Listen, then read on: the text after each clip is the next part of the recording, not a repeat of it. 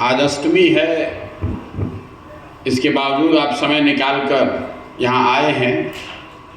मुझे कोई लंबी चौड़ी बात नहीं कहनी है। जैसा वशिष्ठ भाई बता रहे थे, पिछले कुछ महीनों से जब हम पैदल चल रहे हैं तो शिक्षक समुदाय के लोग हमसे मिलते रहे हैं अपनी समस्याओं को लेकर।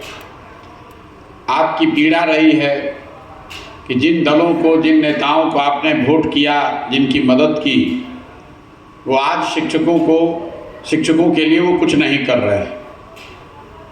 हम 2015 में बिहार आए थे। उस समय मैंने देखा था कि शिक्षक समुदाय पूरी तरीके से भाजपा के साथ है। उस समय सुशील कुमार मोदी जी ने, तब भाजपा के नेता थे वो, उन्होंने आपको आश्वस्त किया था कि आपके वर्षों से बड़ी लंबित जो मांगे हैं उसको वो पूरा करेंगे। उसी आश्वासन के आधार पर आपने भाजपा को बड़ी मजबूती से मदद भी की। लेकिन दुर्भाग्य ही कह लीजिए आपका, या बिहार के लोगों के नज़रिए से एक तरह से अच्छी बात कि आपने जिसको वोट दिया वो चुनाव हार गए। भाजपा वाले चुनाव हारे तो आप लोगों को ऐसा लगा कि भाई अब तो महागठबंधन की सरकार है, नीतीश कुमार ने कहा हुआ है कि हम कुछ भी हो जाए शिक्षकों की बात नहीं मानेंगे। तो आप 2 साल के लिए ठंडे पड़ गए कि जब भाजपा आएगी तभी सुधरेगा। लेकिन संयोग ऐसा देखिए, नियति ने भाजपा को सत्ता में आने का अवसर दिया और 2015 में विपक्ष के नेता होने के तौर पर सुशील मोदी जो हल्ला करके चिल्ला कर कह रहे थे कि हम शिक्षकों का काम करा देंगे, 2017 में जब वो उप मुख्यमंत्री बन गए तो उन्होंने आपकी कोई चिंता नहीं की। और 1-2 दिन नहीं, 2017 से लेके 2022 तक भाजपा यहाँ सत्ता में थी। यहाँ पर भी सत्ता में थे, दिल्ली में भी सत्ता में थे। सुशील कुमार मोदी जी उप मुख्यमंत्री थे 20 तक। इसके बावजूद आपका काम नहीं हुआ। जब काम नहीं हुआ तो आप लोगों ने गुस्से में या सोच समझ के ये निर्णय लिया कि अब हम लोग आरजेडी का तेजस्वी यादव का मदद करेंगे। ऐसा आपने इसलिए किया कि सुशील मोदी की तरह ही तेजस्वी यादव ने आपको कहा कि हम अगर 20 में जीत कर आ जाएं तो हम शिक्षकों का सारा जो काम है वो कर देंगे। आपने फिर वही गलती दोहराई जो आपने 2015 में की थी। किसी के कहे पर जाकर फिर आपने वोट दिया। और शिक्षक समुदाय की ताकत किसी को हराने जिताने की नहीं है, ये इस बात से फिर दिखा 2020 में, क्योंकि जब इस बार आप आरजेडी को वोट दिए तो आरजेडी चुनाव हार गया। तो पहली बात तो आप ये समझिए कि शिक्षकों की ताकत इतनी है नहीं जितनी आप समझते हैं। और वो ताकत इसलिए नहीं है कि आप गणना में गलती कर रहे हैं कि शिक्षक 4 लाख नहीं है, कि उनके पास 20 लाख वोट नहीं है, कि उनके पास समाज को प्रभावित करने लायक संख्या नहीं है। आप प्रभावी इसलिए नहीं है क्योंकि आप एक हैं नहीं, आप टुकड़ों में बटे हुए हैं। 2015 और 2020 मैं सिर्फ आपको इस नज़रिए से आपको याद दिला रहा हूं कि आपने दोनों बार ये दंभ भरा, ये आपको लगा कि हम जिसके साथ खड़ा होंगे उसी को हम हरा जिता सकते हैं। आप दोनों ही बार हारे। लेकिन फिर संयोग देखिए, अब तेजस्वी यादव मुख्यमंत्री बन गए हैं तो दोनों काम के लिए आप लोग नीतीश कुमार जी पर बहुत गुस्साते हैं। नीतीश कुमार जी ने वेतनमान दिया हो चाहे नहीं, उन्होंने 2 बार पलट के भाजपा और आरजेडी का शिक्षकों के प्रति जो सोच है उसको बिल्कुल दिखा दिया है। इस बार नीतीश कुमार फिर पलटे तो तेजस्वी यादव मुख्यमंत्री हैं और उप मुख्यमंत्री हैं, और आप लोगों को लगा कि अब तो मिल ही जाएगा, फिर भी कुछ नहीं हुआ। आप में से कुछ उत्साही शिक्षक आंदोलन कर नजरिए से डाक बंगला चौराहा पर भी पहुंच गए, वहां पर भी लाठी डंडा खाकर वापस आए। आपका कुछ नहीं होने वाला है।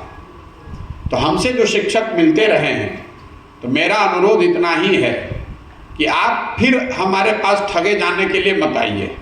एक बार आप खुद गए भाजपा के पास, भाजपा ने ठगा। फिर आप गए तेजस्वी के पास, तेजस्वी ने आपको ठगा।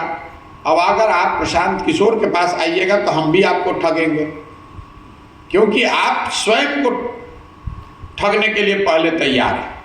जब तक आप अपने प्रति ईमानदार नहीं हैं तो कोई दूसरा आदमी आपके प्रति ईमानदार कैसे होगा।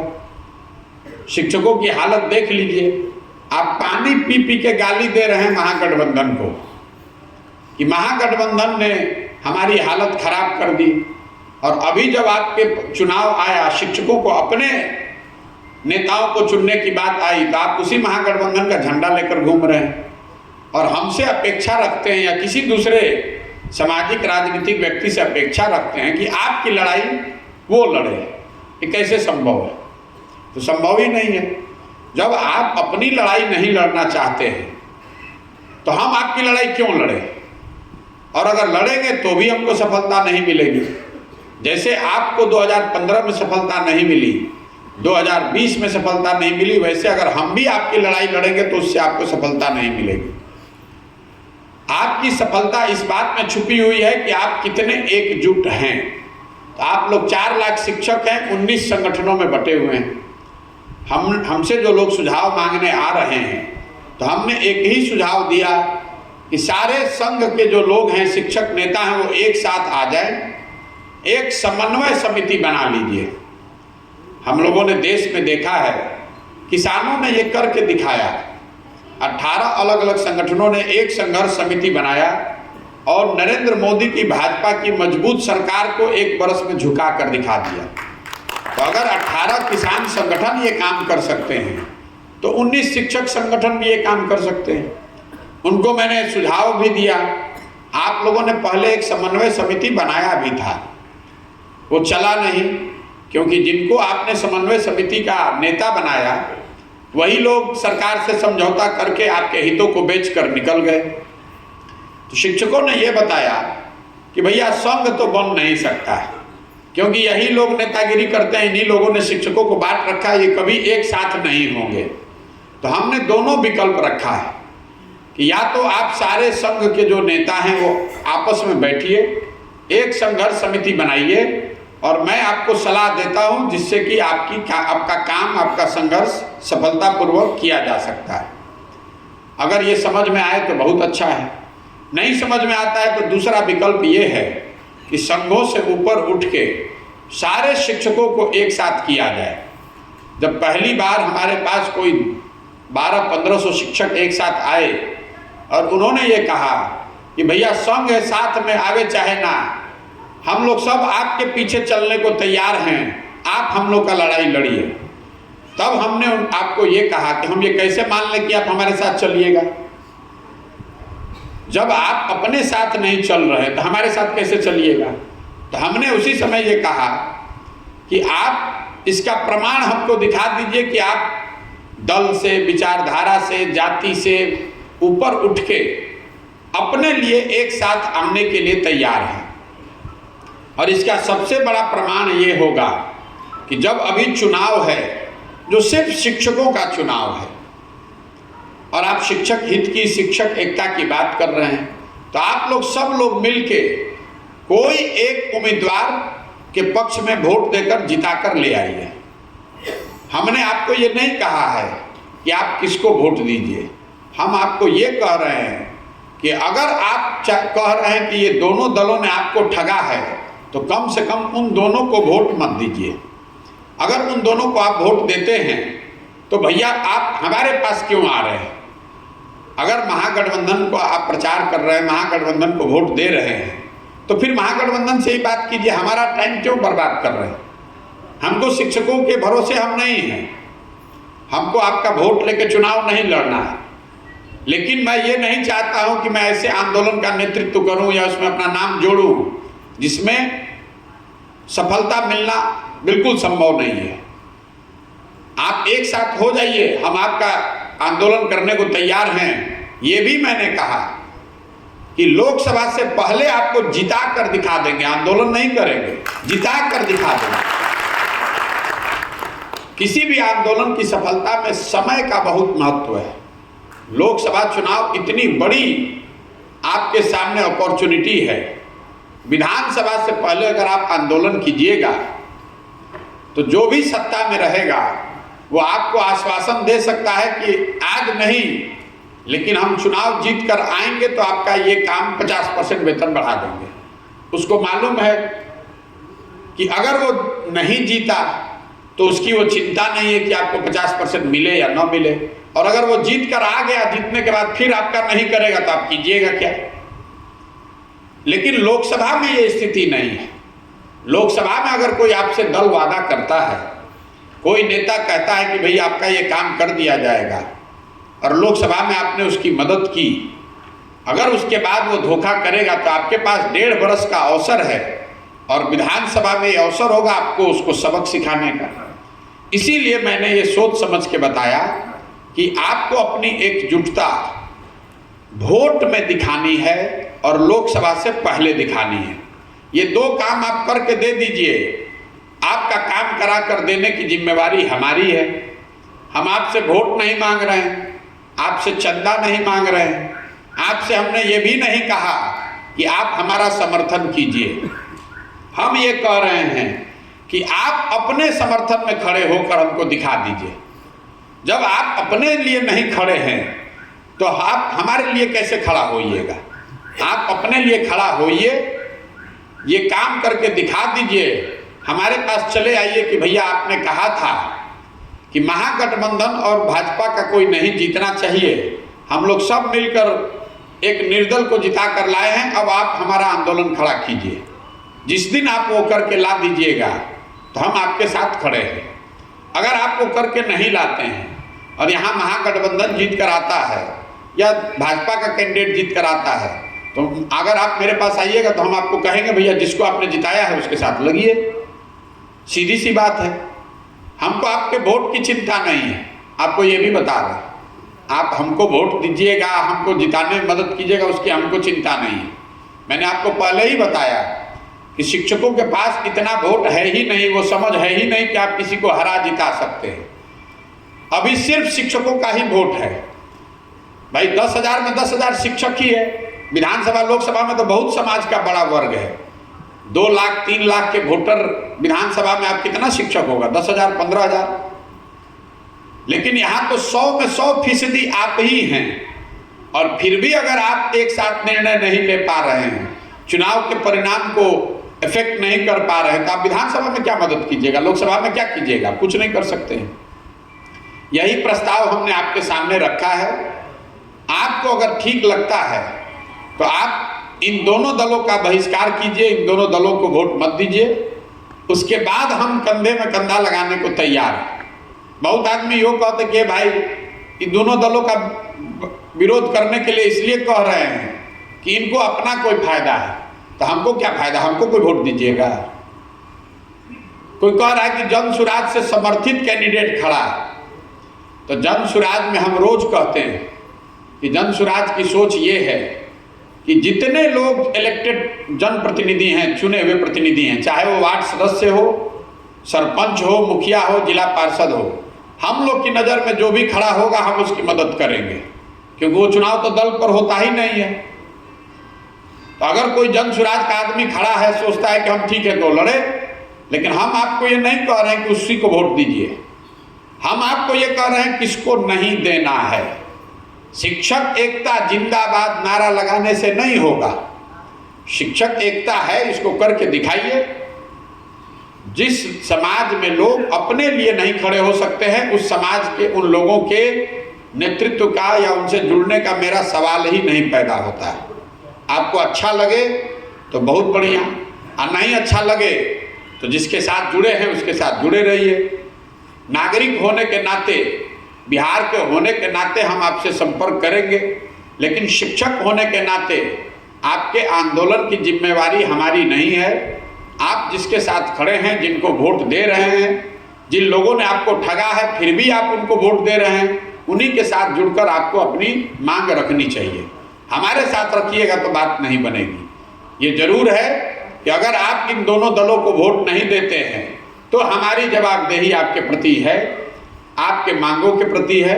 मैं वो उस पर पूरी तरीके से प्रतिबद्ध हूँ। और अगर इस चुनाव में लोग नहीं भी आए साथ में, तो भी हम शिक्षा का मुद्दा छोड़ने वाले नहीं हैं। फिर शिक्षकों को नए सिरे से इकट्ठा कैसे किया जा सकता है, सारे संघों से ऊपर उठा के उसकी व्यवस्था करेंगे। लेकिन अभी की जो व्यवस्था है, इसमें शिक्षकगण अगर अपने संघ के आधार पर वोट दे रहे हैं, अगर आप अपने जाति के आधार पर वोट दे रहे हैं या दलगत विचारधारा के आधार पर वोट दे रहे हैं, तो कृपा करके अपना और हमारा समय बर्बाद मत कीजिए। हमारी आप में कोई दिलचस्पी रुचि नहीं है, हम आपका काम करा देंगे। तो शिक्षक अगर इस व्यवस्था से ये बात नहीं बनती है, तो हमको ये समझ में आ जाएगा कि नहीं, शिक्षकों को ऐसे एकत्रित नहीं किया जा सकता है। तो जिस तरीके से उनको एकत्रित किया जा सकता है वो बाद में प्रयास करेंगे। अभी यही स्थिति है, 2 दिन का समय है।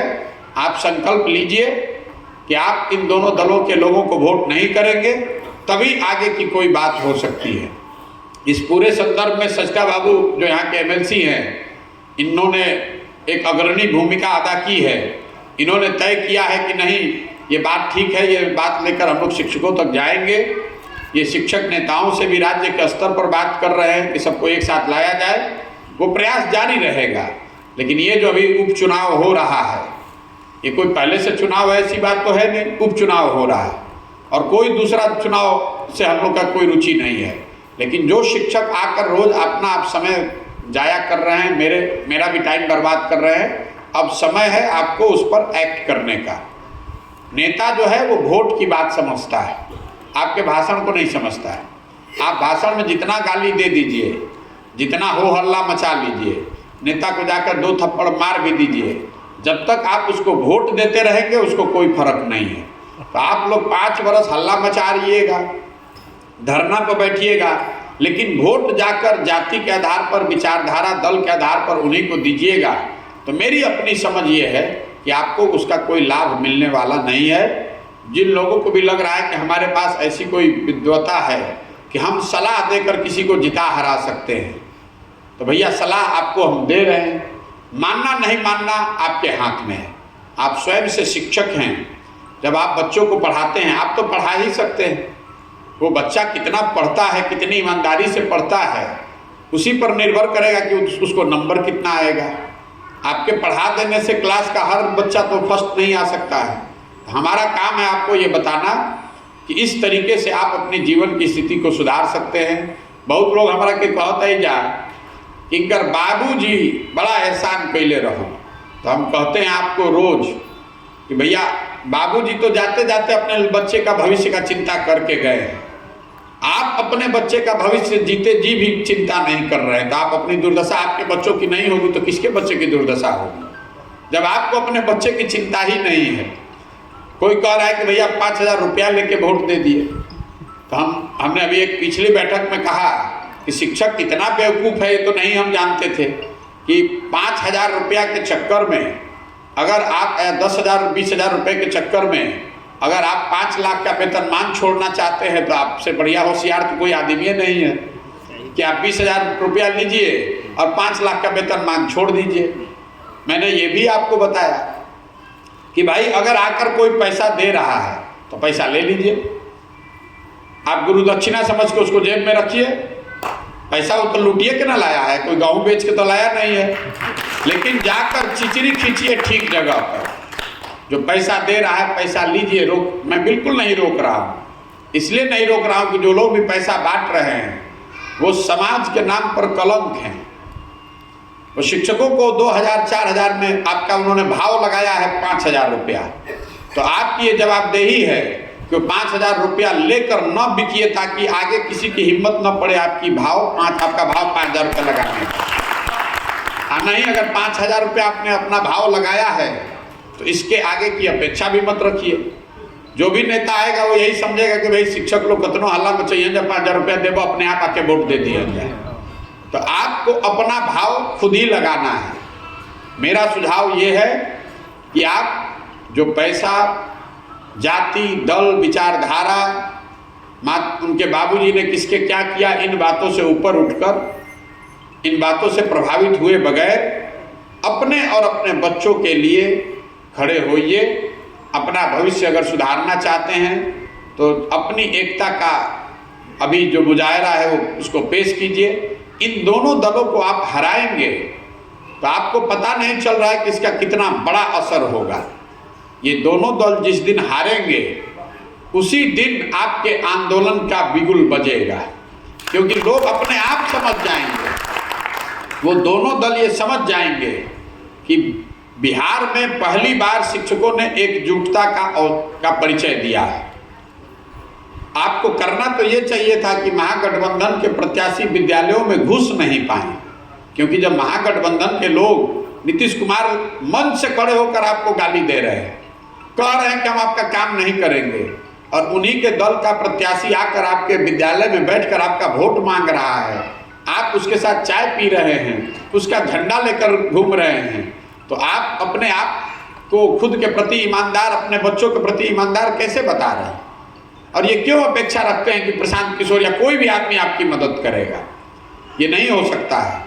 तो यही मैं अपनी बात यहीं पर ख़त्म करूंगा। अगर आपके कोई सवाल जवाब हैं तो आप कर सकते हैं। मेरी शर्त इतनी है कि इन दोनों दलों को वोट नहीं पड़ना चाहिए।